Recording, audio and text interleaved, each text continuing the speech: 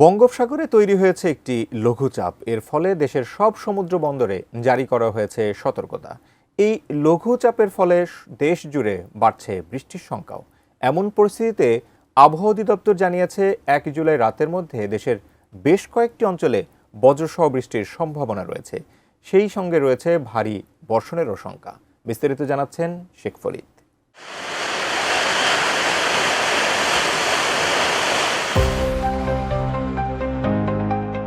বঙ্গোপসাগরে একটি লঘুচাপ তৈরি হয়েছে বলে জানিয়েছে আবহাওয়া অধিদপ্তর।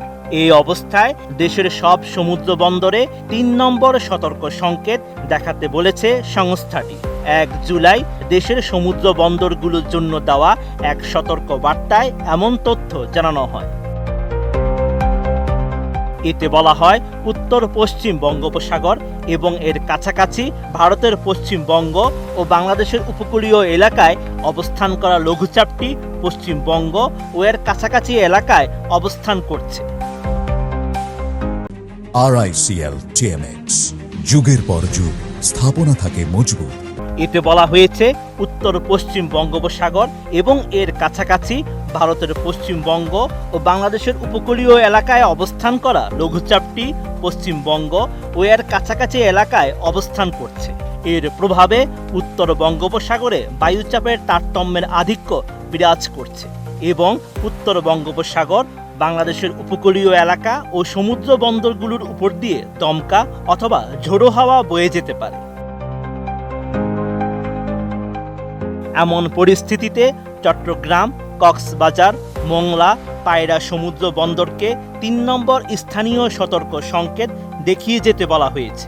এছাড়া উত্তর বঙ্গোপসাগরে অবস্থান করা মাছ ধরার নৌকা ও ট্রলারগুলোকে পরবর্তী নির্দেশ না দেওয়া পর্যন্ত উপকূলের কাছাকাছি থেকে সাবধানে চলাচল করতে বলা হয়েছে।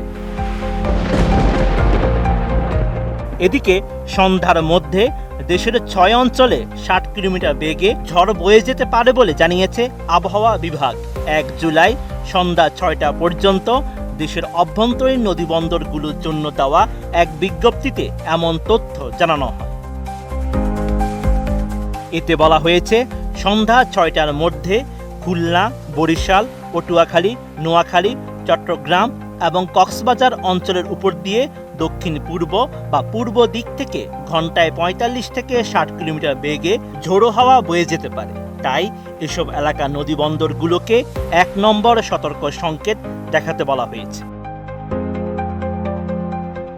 ১ জুলাই মঙ্গলবার আবহাওয়ার বিজ্ঞপ্তিতে বলা হয়েছে, খুলনা, বরিশাল, চট্টগ্রাম ও সিলেট বিভাগের অনেক জায়গায় এবং রংপুর, রাজশাহী, ঢাকা ও ময়মনসিংহ বিভাগের কিছু কিছু জায়গায় অস্থায়ীভাবে দমকা হাওয়া সহ হালকা থেকে মাঝারি ধরনের বৃষ্টি বা বজ্রসহ বৃষ্টি হতে পারে।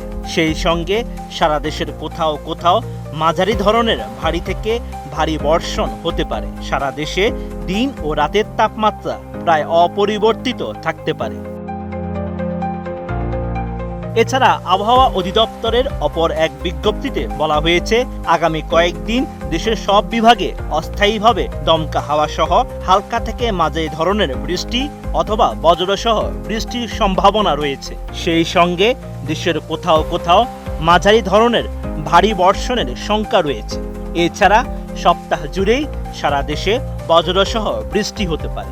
এমন পরিস্থিতি আগামী সপ্তাহে অব্যাহত থাকতে পারে। Sheikh Farid, ATN news.